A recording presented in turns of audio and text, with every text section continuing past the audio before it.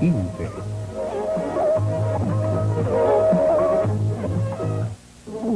El Instituto Nacional de Teleeducación presenta su serie, Literatura Peruana.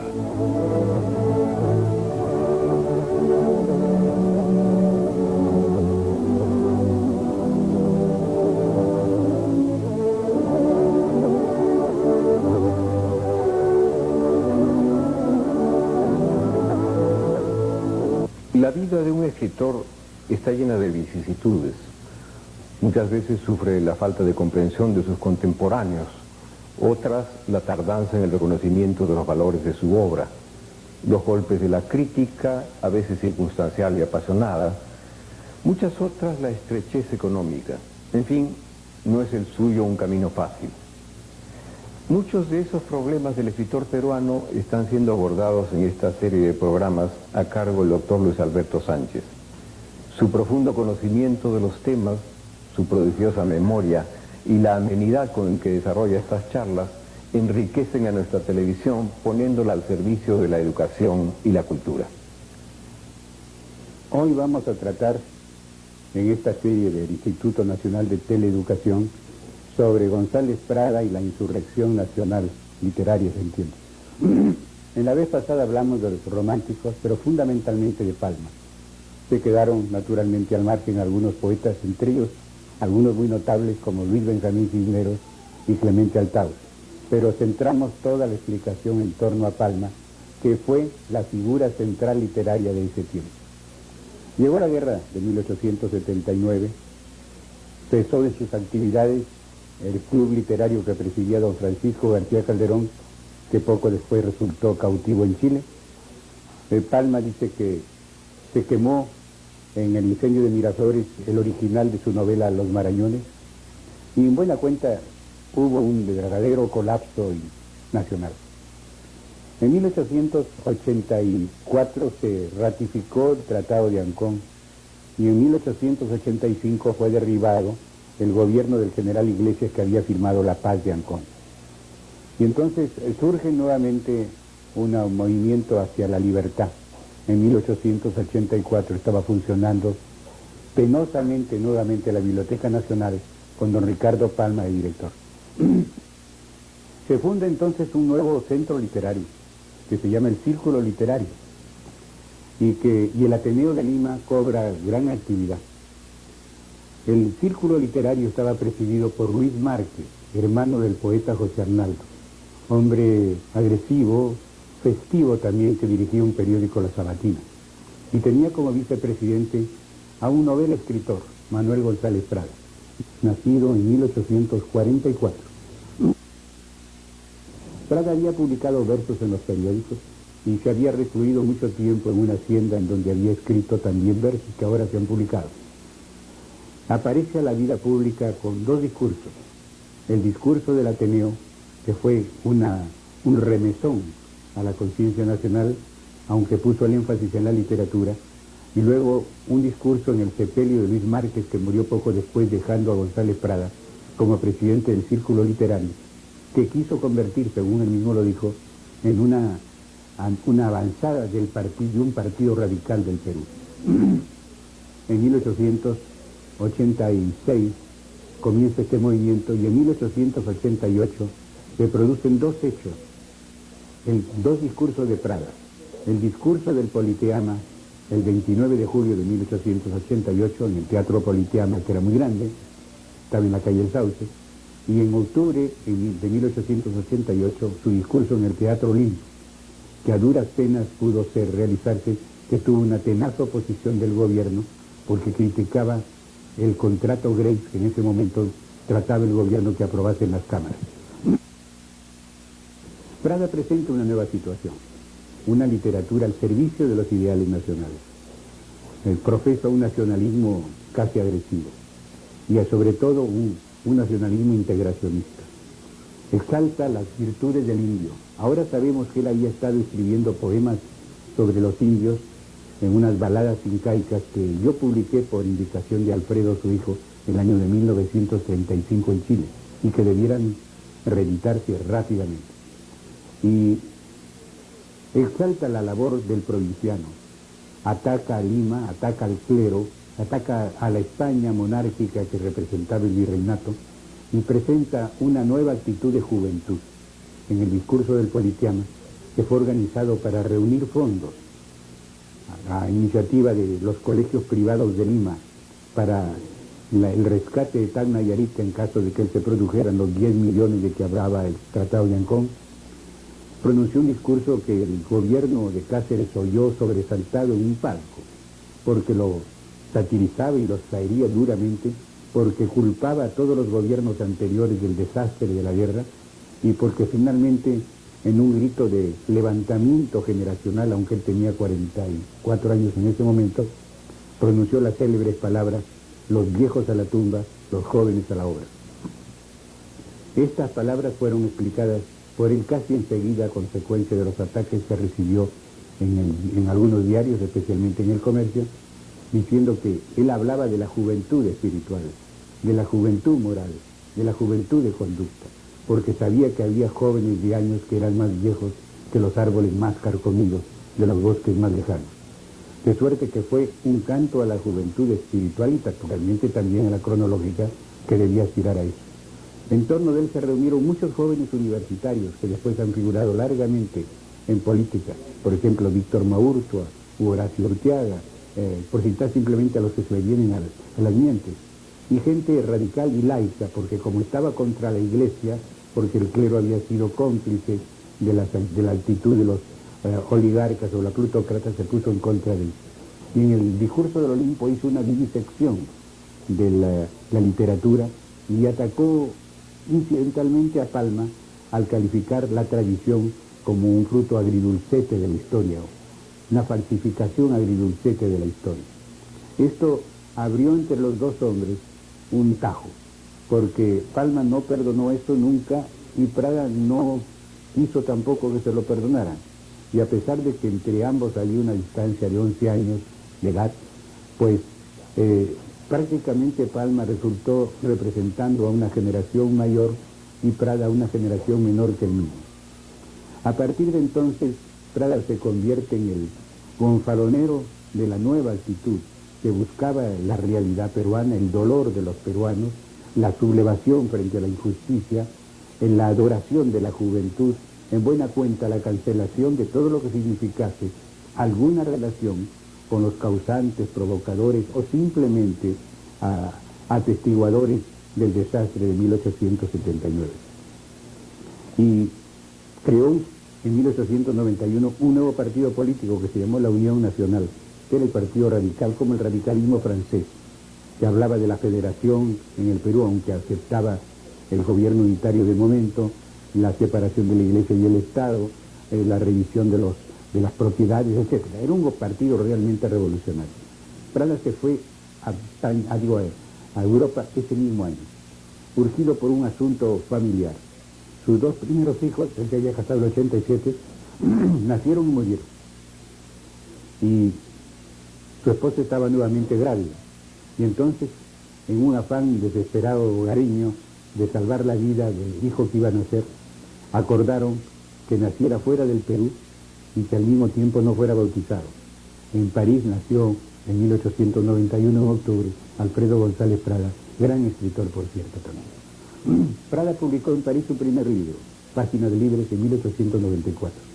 En él están contenidos los discursos de Ateneo, el Círculo Literario, el Politeama, el Olimpo, y su estupendo elogio a Grau. En 1885, al devolverse los restos de Grau, él escribió el mejor elogio que se ha hecho a Grau en todos los tiempos, y que creo que es paradigma de todas las alabanzas que se puedan hacer en el futuro. Dijo que en ciertos momentos una nación era solamente un hombre, y que en 1879 el Perú era Grau.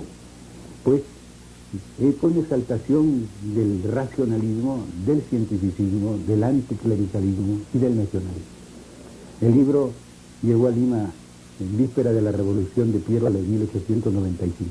Con Piero la Prada tenía una vieja ojeriza, entre otras cosas porque Piero había sido jefe supremo de la nación durante la guerra, y Prada fue combatiente, detenido porque por orden del jefe supremo su reducto en Miraflores, en El Pino, no pudo actuar.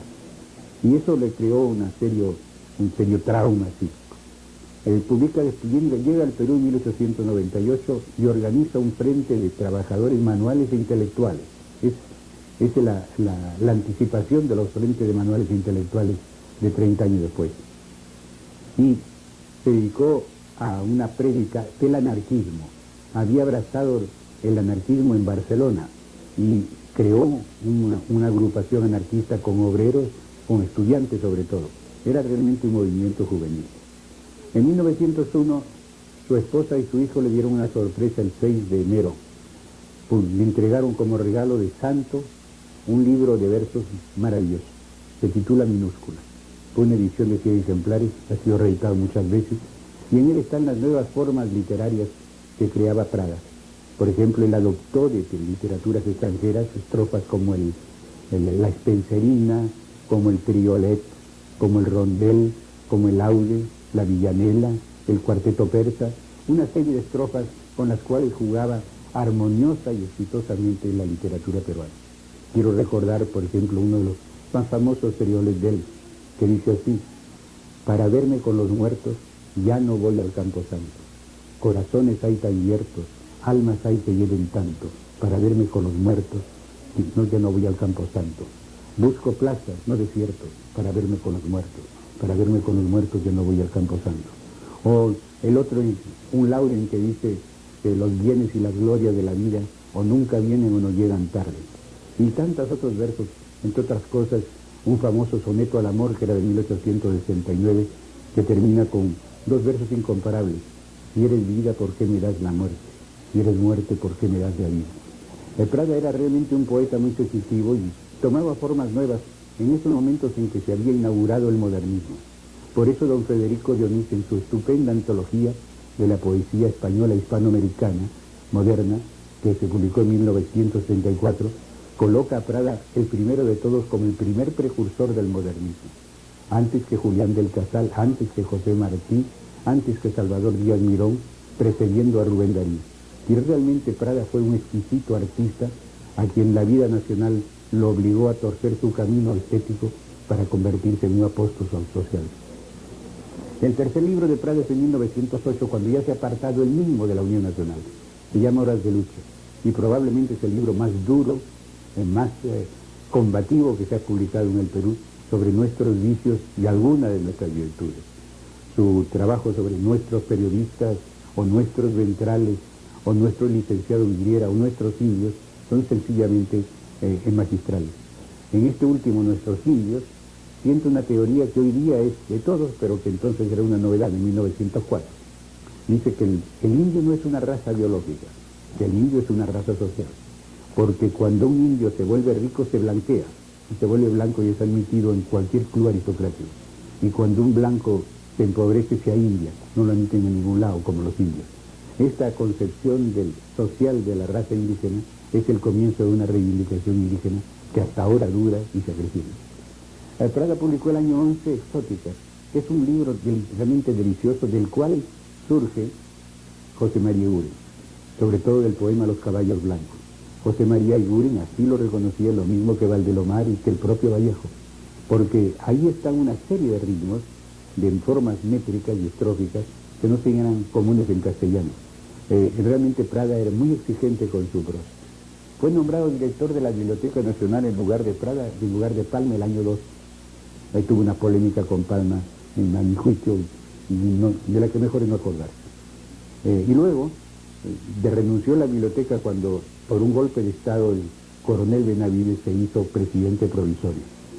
Le rechazaron la renuncia y por último dijo que iba a echar llave a la biblioteca y abandonarla porque no tenía que entregarla con inventario, porque la había recibido con inventario. Tuvo 2 años apartado de eso ya en su ancianidad y fue restituido en 1916 con el gobierno civil de Pardo. No publicó en vida nada más, sino, sin su nombre presbiteriano hasta el año 9, un libro contra el clero, pero dejó una obra ingente, inédita, que su hijo y un poco yo mismo hemos publicado a lo largo de 30 años. Él murió el 22 de julio de 1918, dejando una cauda de discípulos en todos los campos de la literatura y de la sociología. Los libros que se han publicado de él se llaman Trozos de Vida, Bajo lo Propio, que es un libro en prosa contra el militarismo, Trozos de Vida es verso, Libertarias, que son versos de combate, Baladas, que son una serie de traducciones y adaptaciones, Baladas Peruanas, que es un libro sobre los indios, las nuevas páginas libres que recogen ensayos que no se habían editado en libro, lo publicamos en Chile el año 37, y luego publicamos Figuras y Figurones, y el último de todos, El Tonel de Diógenes, que publiqué a raíz del suicidio de Alfredo en México el año 45. Está en vísperas la edición de las obras completas de González Prada, que el Ministerio de Educación Pública, bajo el patrocinio de su actual ministro, el señor Ríquez, han decidido llevar a cabo con una tardanza inexplicable, no de parte de ellos, sino de parte del Perú y de la educación nacional, que han olvidado a uno de los grandes maestros, en la forma y en el fondo, en la manera de decir y en lo que contiene la forma de decir.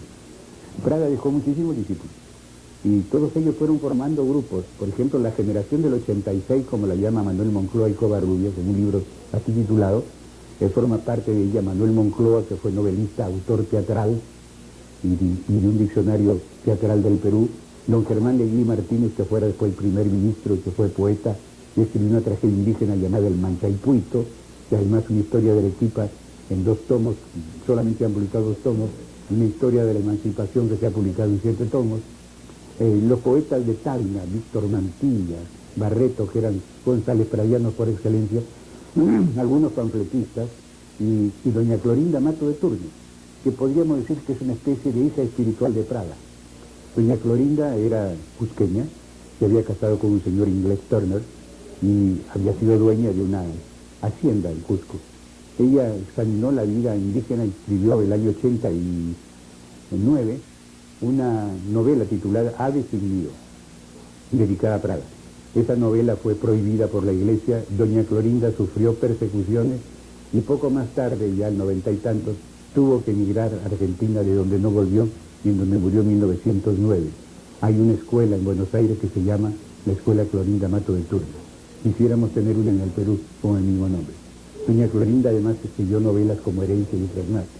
De manera que esta generación fue una generación que se bifurcó. A ella perteneció también Ernesto Rivas, que fue el autor de los episodios nacionales de odio candente contra la invasión de 1881. Y otros muchos escritores. Y de una manera u otra encajaron en la corriente estética de Prada los modernistas, desde luego Chocano. Chocano le solicitó a Prada un prólogo para su poesía completa del año 1901. De suerte que estuvo vinculado con todos los escritores, aunque mantuvo una especie de alejamiento por causas triviales, pero respetables, con don Ricardo Palma y el grupo limeño que se formó en torno de don Ricardo. Prada, ya en sus años finales, hizo una confesión pública en la revista de actualidades, en un reportaje hecho por Félix del Valle.